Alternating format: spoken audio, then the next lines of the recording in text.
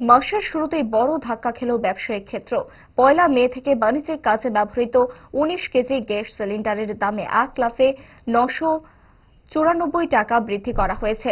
আগে যেখানে এই সিলিন্ডারের দাম ছিল ২৫৮৭ টাকা ৫০ পয়সা, এখন তা বেড়ে দাঁড়িয়েছে ৩৫৮১ টাকা ৫০ পয়সা। হঠাৎ এই মূল্যবৃদ্ধিতে হোটেল, রেস্তোরাঁ সহ বিভিন্ন ব্যবসায়িক প্রতিষ্ঠানে চাপ বাড়বে বলে আশঙ্কা করা হচ্ছে।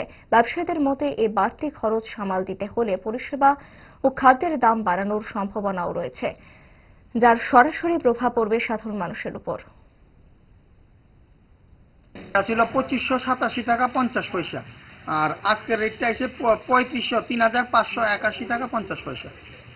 আপনার এই ফিগারটা 994 994 টাকা বাড়ছে। KG commercial 19 KG commercial cylinder, এটা বাড়ছে 19 কেজি কমার্শিয়াল সিলিন্ডার, আর ডোমেস্টিকটা সেম রেটই আছে, গত মাসে যা ছিল তাই আছে।